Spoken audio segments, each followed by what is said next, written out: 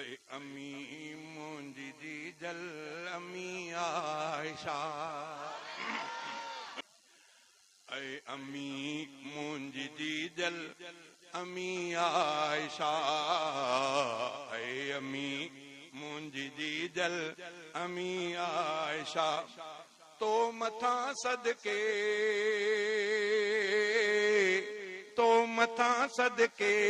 तुंहिंजा सभु बचा ऐ अम्मी मुंहिंजी जीजल अम्मी आयशा ऐ अम्मी मुंहिंजी जीजल अम्मी आयशा तो मथा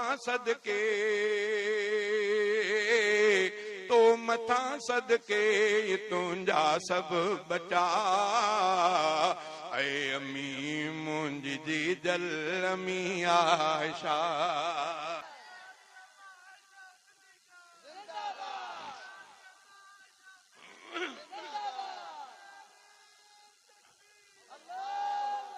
मुस्तफा के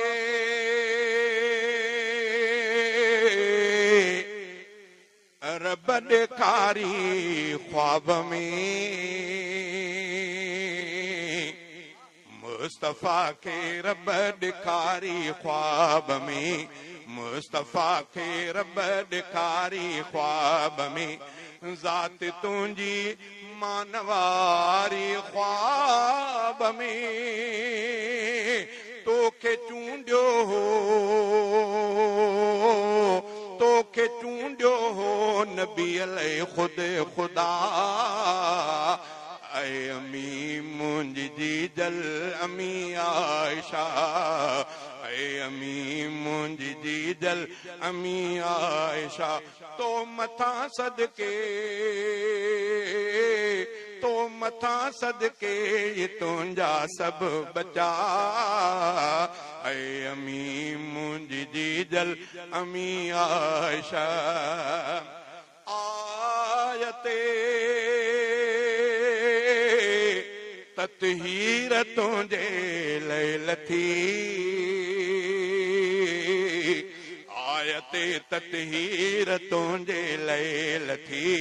नूर सूरत में असोणो ज़िक्र भी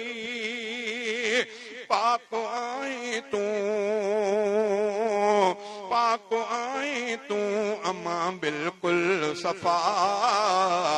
ऐ अम्मी मुंहिंजी जीजल अम्मी आयशा ऐ अम्मी मुंहिंजी जीजल अम्मी आयशा तो मथा सदके तुंहिंजा सभु बचा ऐ अम्मी मुंहिंजी जीजल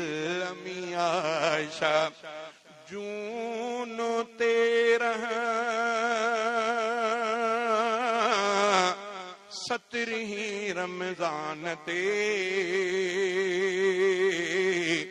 जून 13 17 रमज़ान ते जून 13 17 रमज़ान ते गमज़दा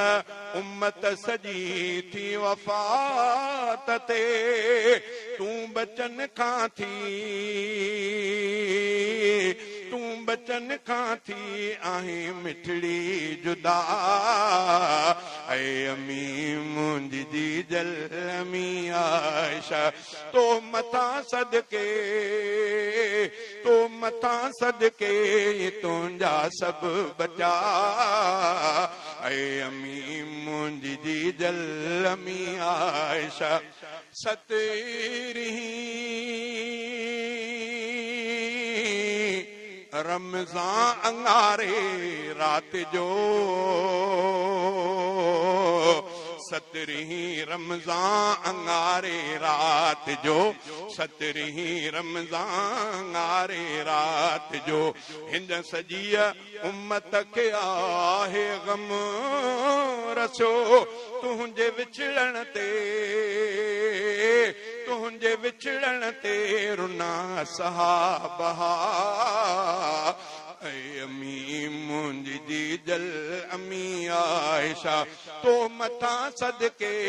तुंहिंजा सभु बचा ऐ अमी मुंहिंजी जीजल अमी आयशा पंहिंजे बचड़े जी थी पारत अमी पंहिंजे बचड़े जी